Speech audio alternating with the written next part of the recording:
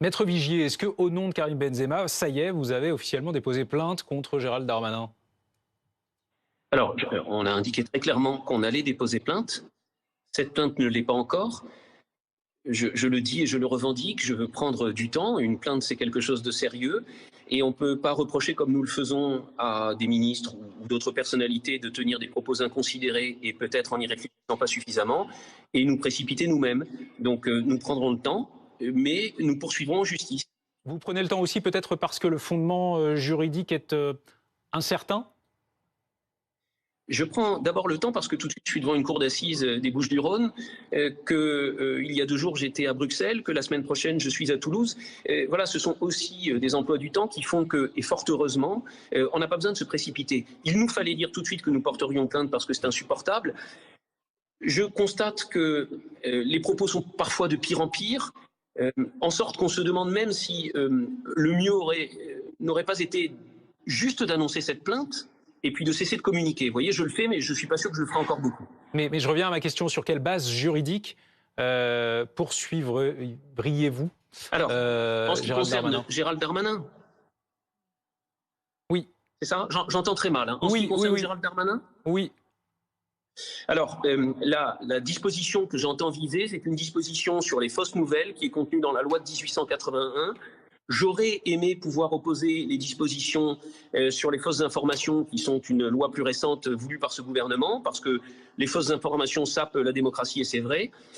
Sauf que c'est une loi électorale, dans un contexte électoral, dans une période électorale, et que ce n'est pas le cas ici. Donc on ira sur un texte plus général et plus ancien, mais qui a tout son sens, des fausses nouvelles qui troublent l'ordre public. Est-ce que vous avez pu échanger ces dernières heures, ces derniers jours avec Karim Benzema au sujet de la polémique le concernant en France? Alors bien sûr, j'en ai parlé avec lui. Je crois qu'il y a une chose qui est importante et qu'il ne m'avait pas dite jusqu'à il y a très peu. Il me disait, moi je passe mon temps à faire l'objet de dénonciations assez ignobles par des gens qui ne me connaissent pas et que je crois profondément injustes. Mais après tout, c'est ma vie, je suis une personnalité exposée, je peux éventuellement non pas le comprendre, mais imaginer que c'est inévitable. En revanche, là, ce que je vois, c'est que mes enfants sont profondément meurtris de lire, d'entendre qu'on traiterait leur père de terroriste. Et ça, c'est d'une violence inouïe. C'est le résultat de propos inconsidérés, inadmissibles, d'un ministre de l'Intérieur notamment. En aucun cas, ce soir, vous nous dites que Karim Benzema, dans son mode de vie, pratique un islam rigoriste? Mais enfin, écoutez, il pratique un islam de manière observante, si je puis dire.